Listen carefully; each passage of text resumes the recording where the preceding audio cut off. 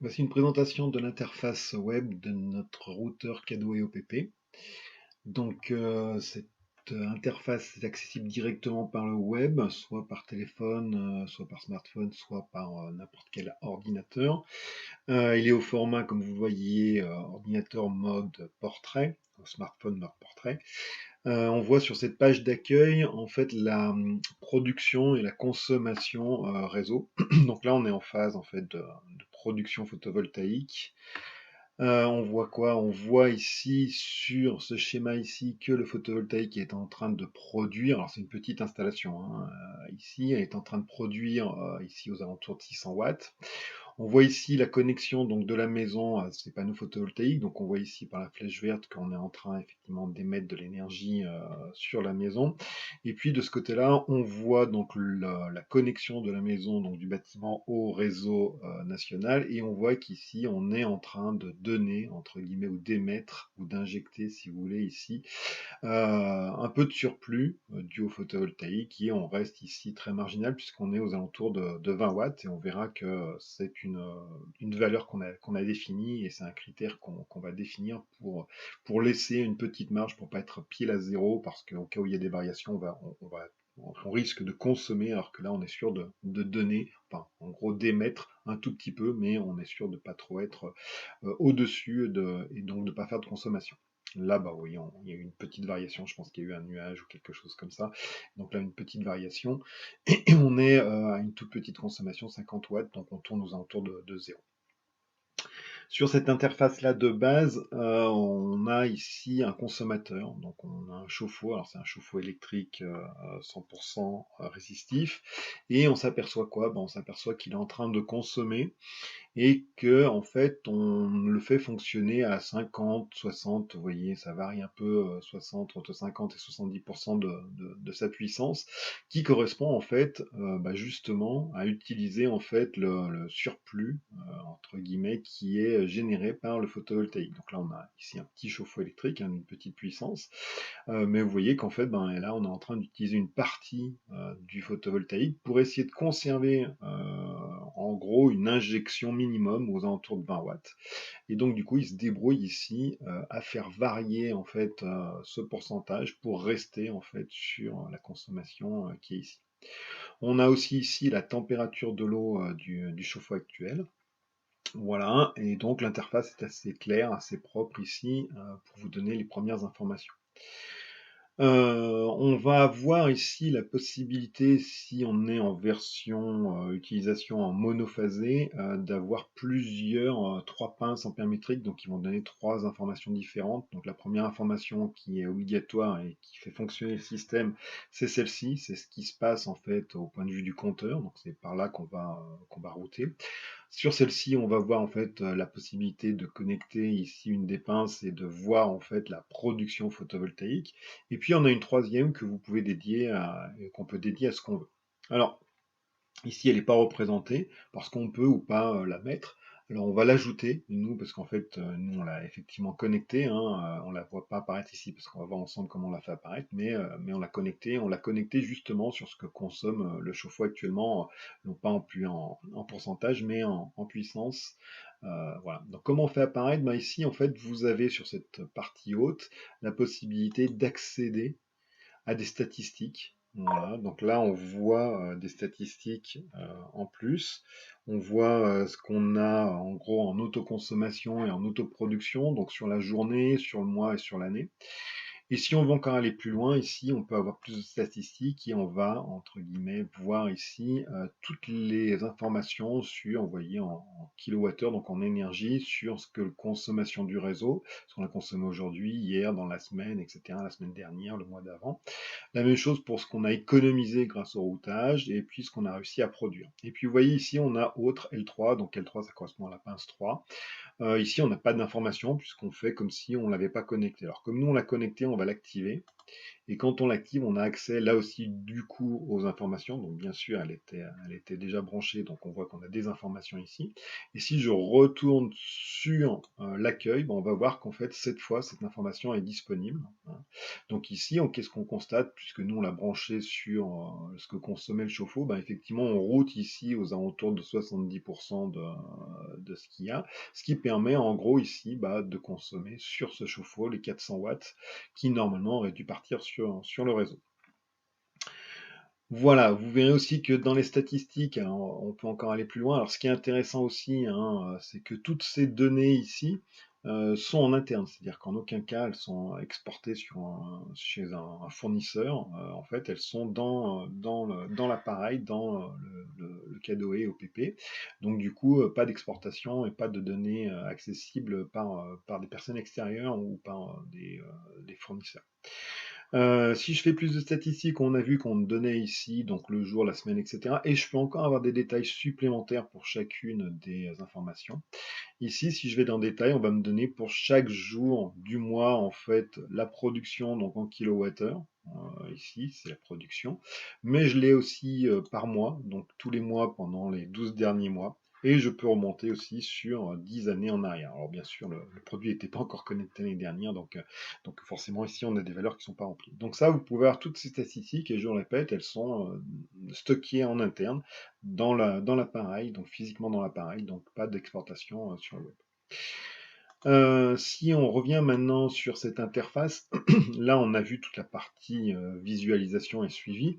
Je peux, par exemple, ici, directement sur cette interface, lui dire, j'aimerais bien qu'on chauffe-eau booste un peu, en fait, j'ai besoin d'eau rapidement. Donc, plutôt que d'être à 68%, qui est exactement ici le surplus, en l'utilisation du surplus, je veux booster, donc je veux que ça consomme à 100%. Donc, à ce moment-là, ici, j'ai juste à cliquer ici, et on va mettre en route ici à 100%. Donc là, forcément, qu'est-ce qui va se passer? Le temps que ça se rafraîchisse, on va voir qu'on a forcément maintenant de la consommation du réseau, donc on a une flèche dans le sens inverse, puisqu'en fait, pour réussir à obtenir la puissance qui est ici, j'ai besoin à la fois du photovoltaïque, mais j'ai aussi besoin d'une partie du réseau. Voilà, donc je vais réactiver le fait d'économiser et de prendre juste le surplus, et là on va voir que ça va se réactualiser et que le routeur va de nouveau faire son office et récupérer que la partie essentielle. On va maintenant voir, en fait, on va juste attendre voilà, donc là on voit qu'on est il est en train de restabiliser pour arriver aux alentours des -20. Alors pourquoi -20, etc. En fait, ici vous avez l'accès à la configuration du système, donc c'est une configuration hyper simplifiée entre guillemets pour l'utilisateur. On va avoir quelques réglages. Alors, on peut définir si on va en triphasé ou pas. Alors là, on est en monophasé. En fait, le triphasé va changer quand même pas mal de choses. En fait, en triphasé, on va utiliser trois informations sur les trois phases, sur les trois phases. Donc, du coup, on va plus avoir accès à ce que produit le photovoltaïque ou la troisième pince. En fait, les trois vont être utilisés afin de router. Donc, ça va simplifier un petit peu, ça va enlever des informations dans ce qu'on a vu de la présentation, mais on va garder en fait le fonctionnement du routage. Ici, la consigne d'injection, justement, c'est ici qu'on va définir combien on veut quand même stabiliser, à combien on veut stabiliser l'injection, ou en fait à 0, etc. En fait, ce qu'on veut en fait qui reste après filtre, en fait, après routage du système. Donc c'est pour ça qu'on était aux alentours de -20. Ici, j'avais défini à -20 watts. Là, on a défini en fait dans le système, on peut définir trois sorties différentes de base. Donc ici, j'ai défini une première sortie, donc un routé, donc je l'ai défini comme étant active, ce qu'on appelle sortie à A1, pourquoi A1, A2, A3, parce que c'est ce qui est référencé sur physiquement l'appareil, on voit la sortie A1, donc ça permet de faire une liaison par rapport à ce qui est câblé. On voit ici que c'est un chauffe-eau, alors j'ai défini une désignation chauffe-eau, et puis on voit qu'en fait c'est proportionnel, c'est une petite résistance, et on voit que c'est pas en tout ou rien, hein, c'est pas du on-off, non, c'est du proportionnel, donc c'est ce qu'on a vu, il vient faire un pourcentage pour utiliser le surplus comme il faut. Voilà, et puis j'ai ici mis aussi une activation de limitation de température. À quoi ça sert? Ça permet, si vous voulez, on ajoute une sonde de température dans le cumulus. Donc vous verrez dans les manuels comment on peut faire pour ajouter cette sonde. Et ça va permettre quoi? Ça va permettre d'optimiser la production photovoltaïque. C'est-à-dire que pendant qu'on a de la production photovoltaïque, on va chauffer le cumulus au maximum de son réglage physique sur l'appareil lui-même, donc sur le cumulus, Par contre, si on est en mode charge électrique, c'est-à-dire qu'il n'y a pas eu de soleil, on n'a pas réussi à charger complètement le cumulus, et on est en dessous de cette valeur-là, bah, qu'est-ce qui se passe? Bah, en fait, on va mettre en route par une période donnée, on verra comment on programme les périodes, le cumulus à 100%, mais par contre, on va le stopper à une valeur de 45°. Donc ça va permettre, si vous voulez, de ne pas utiliser toute la puissance électrique pour chauffer tout le ballon. On peut se contenter d'avoir une eau chaude un peu plus basse, et donc du coup d'économiser aussi en électricité. Puissance max, ici on va définir quelle est la puissance maximum de la partie électrique, donc là c'est mon cumulus, combien il fait en maximum. Temps de marche mini, on peut définir un temps minimum de marche, pour éviter par exemple quand il y a des variations trop importantes. Alors ça n'a pas beaucoup d'intérêt quand on fait de la variation, mais ça peut avoir de l'intérêt, on va le voir quand on fait du tout ou rien. Je reviendrai dessus. On va ici, nous, par exemple, rajouter une deuxième sortie. Alors, comment on fait pour ajouter une deuxième sortie? Bah, simplement, on l'active ici. Donc, vous voyez qu'en fait, c'est pas le même logo, puisqu'ici, on est sur une sortie tout ou rien. Donc là, il suffit de définir si oui ou non on veut que ce soit une sortie tout ou rien. Donc là, je vais laisser sur oui. Donc, tout ou rien, ça veut dire que quand il y a du surplus et que ça arrive à un certain seuil de surplus, vous verrez aussi dans la documentation comment ça se passe, on va automatiquement mettre en route en on la sortie. Alors ici, je vais pouvoir lui donner un nom. Alors là, vous sélectionnez, en fait, on fait une proposition. Donc je vais lui dire par exemple que c'est la pompe, que c'est une pompe, que je mets en route une pompe. Hein, donc c'est pas une charge résistive, donc on ne peut pas le mettre en variable. Et donc ici, bah, définitivement, ça va me donner le nom de ma sortie. La puissance maximum de cet appareil, donc ici j'avais défini à 1,5 kg, on va le définir à 1,5 kg. Et ici le temps de marche mini, donc ici c'est le fonctionnement minimum. Ça veut dire quoi? Quand on fait du on-off, on va éviter de tout le temps arrêter l'appareil, remettre en route l'appareil si jamais il y a juste un nuage, un passage nuageux. Donc ça veut dire qu'une fois qu'on a mis en route, parce qu'il y a eu du surplus nécessaire, au minimum, de toute façon, dans tous les cas, même s'il y a une baisse de production photovoltaïque, on le laissera fonctionner au moins 15 minutes. Donc ça permet d'éviter, en fait, dans des périodes météorologiques où il y a beaucoup de nuages, bah, d'arrêter, de remettre en route, etc. Donc ça permet de protéger un peu ici le système. Je pourrais définir aussi une troisième sortie, hein, on va s'amuser. Une troisième sortie, donc ça je vais la définir par exemple là aussi en tout ou rien. Et puis je vais lui dire que c'est la pompe de la piscine, si on a une piscine par exemple. Voilà. Donc là en fait, bah, même chose, c'est du tout ou rien. Oui, j'ai pas mis de temps de marche mini, je vais en mettre un. Je vais dire que je veux au moins que ça marche 20 minutes, hein, une fois que c'est déclenché, pour pas avoir des arrêts dedans tout le temps. Et puis la puissance max qui est définie ici. Bien, si maintenant, une fois que j'ai configuré ça, je reviens sur mon accueil, eh bien, on voit qu'ici, ça a fait évoluer. On voit bien, en fait, mes trois sorties avec les trois noms différents, etc. Et on voit bien, en fait, la puissance qui est utilisée pour chaque. Alors là, bah, qu'est-ce qui se passe? On utilise le surplus aujourd'hui, pour le moment, en fait, pour chauffer mon eau, donc à 70% en gros, et ce qui me permet de consommer et de maintenir aux alentours de -20, en fait, l'injection. Et là, on voit qu'on consomme sur ce chauffe-eau 440 watts. Qu'est-ce qui va se passer? Bah, ce qui va se passer, c'est qu'au bout d'un moment, mon chauffe-eau va être complet, c'est-à-dire qu'il va être plein, c'est-à-dire qu'en fait, il ne va plus avoir nécessairement besoin d'être chauffé. Donc, en fait, mon surplus, en fait, va arriver à 100%. Et quand mon surplus va arriver à 100% et le système va détecter qu'on va se mettre à émettre plus, enfin, entre guillemets, à injecter plus que -20, en fait, qu'est-ce qui va se passer? Ben, automatiquement, il va mettre en route la deuxième sortie et la mettre ici à 100% puisque ça va être un on-off.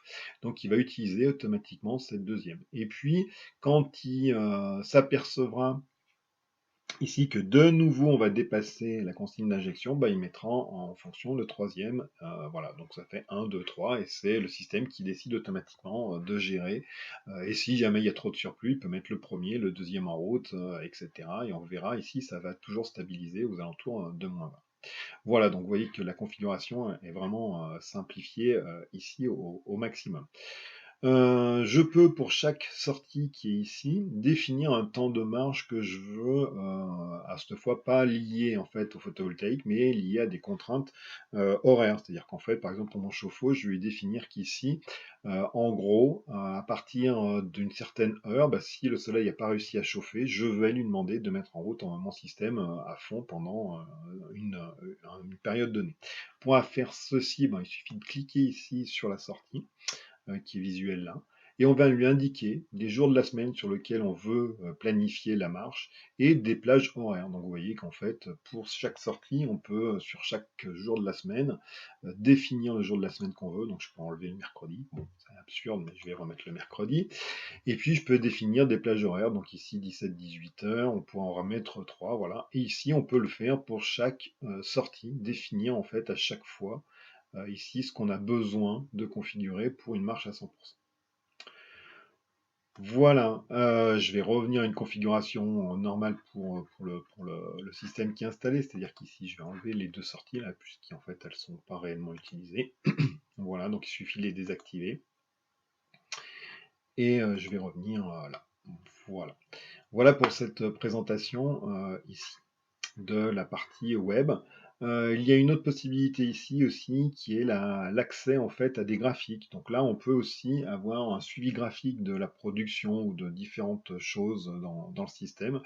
Je vais vous montrer comment ça se passe. Alors, quand on accède à cette interface web pour le suivi, alors là, c'est un peu différent de ce qu'on a vu jusqu'à maintenant. C'est-à-dire que là, effectivement, c'est des données. Vous pouvez sélectionner certaines données qui vont être stockées en fait sur le serveur de Technique Alternative et qui vont permettre d'être enregistrées toutes les minutes, toutes les 2 minutes, toutes les 5 minutes. C'est vous qui allez définir. Je ne vais pas revenir. Vous verrez dans la configuration sur le manuel comment on fait pour définir en fait ce qu'on veut enregistrer, combien de temps, etc. Et les valeurs qu'on va enregistrer. On peut enregistrer énormément d'informations. Moi ici, j'ai choisi de vous enregistrer simplement la consommation, la production, pour voir le routage, exactement comment ça se passe. Donc on arrive sur le portable web. Alors effectivement, avant d'arriver ici, il faut une identification, hein, puisque comme les données sont sur l'extérieur, donc il faut une identification. Il faut savoir qu'en fait, toutes ces données sont gratuites, c'est-à-dire qu'en fait, tout ce système, une fois que vous avez acheté un produit chez TA, vous avez accès, en fait, une fois que vous avez acheté le CMI, vous avez accès à ce portail gratuitement et indéfiniment.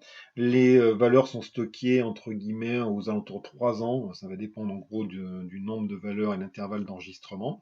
Et vous allez pouvoir définir ce que vous voulez ici, et vous allez pouvoir suivre directement ce que vous avez sélectionné. Donc là, je fais une petite sélection, on va prendre 2 périodes, là, de début et de fin, et je vais lui demander de me montrer ce qui se passe. Donc ici, il va me montrer le graphique. Donc là, on voit quoi? Alors sur ce petit système, on voit ici pour les 3 jours donnés, bah, en fait, ce qui se passe en rouge, c'est en gros ce que voit entre guillemets le compteur Linky, hein, le compteur Enedis. Donc bah, effectivement, la nuit, on voit qu'il y a de la consommation. On voit que ici, bah, c'est la période qui va nous intéresser. Ici, on reste aux alentours des moins 20, hein, c'est-à-dire qu'ici, il y a réellement un routage qui se fait. Et puis ici, on voit qu'on injecte. Alors pourquoi on injecte? Bah, parce qu'en fait, à partir d'un certain moment, ici, en fait, mon chauffe-eau est plein. Donc, comme mon chauffe-eau est plein, bah, il n'y a plus besoin de router. On ne peut pas consommer ce surplus de production. Et là, on voit en fait ma production photovoltaïque. Donc, on voit que pendant toute une période de la journée, ben, j'injecte et je ne peux pas faire autrement parce que j'ai pas la possibilité de consommer. Par contre, on voit bien ici sur cette période, et on peut faire un zoom. On voit bien sur cette période en fait qu'il y a eu ici effectivement un routage et on va ici venir réguler automatiquement pour avoir ici automatiquement ici un niveau d'injection minimum aux alentours de moins 20. Donc on voit bien hein, en vert ici la production photovoltaïque. On voit ici qu'il y a des petites baisses. Bah, pourquoi? Parce qu'il y a dû avoir une autre consommation électrique pendant ce temps-là. Donc il vient re-réguler pour que globalement ça baisse et qu'on soit bien toujours aux alentours de moins 20. Donc on voit bien le routeur ici qui fonctionne correctement. Là on voit qu'il s'est arrêté bah, parce qu'il y a eu une surconsommation, enfin une consommation électrique plus importante que la production. Donc bah, on voit ce pic de consommation. Donc on voit bien ici ce qui se passe au niveau du routage. Donc on voit bien le système qui se met en place. Voilà, donc avec ce système, on peut aussi effectivement visualiser et suivre ce qui se passe directement et avoir des suivis personnalisés et du système Cadoway OPP. Voilà, la présentation est terminée sur l'interface web de Cadoway OPP. Eh ben, écoutez, n'hésitez pas à venir nous poser des questions et à nous appeler, nous contacter si vous voulez plus d'informations sur ce système. Et vous voyez que la mise en œuvre est vraiment très simple.